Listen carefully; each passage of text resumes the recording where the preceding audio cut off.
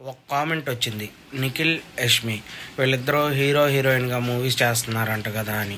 అయితే అదైతే నిజం కాదు. ఎందుకంటే చాలామంది అది నిజం అనుకొని 2-3 కామెంట్లు కూడా పెట్టారు.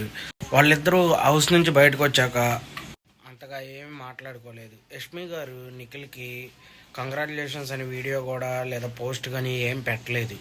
దాన్ని బట్టే మీరు అర్థం చేసుకోవాలి వాళ్ళిద్దరూ మాట్లాడుకోవట్లేదు అంతగా.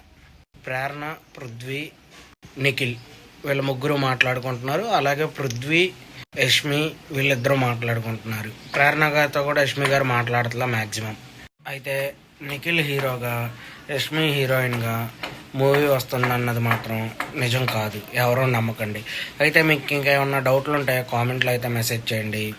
బిగ్ బాస్కి వెళ్ళకముందు నిఖిల్ ఒక సీరియల్ చేసేవాడు. ప్రజెంట్ ఆ సీరియల్ కూడా చేయట్లేదు అని చెప్తున్నారు. ఎందుకంటే దగ్గర 90 days గ్యాప్ వచ్చింది కాబట్టి వేరే రీప్లేస్ చేశారంట ఆ హీరోని అని చెప్తున్నారు.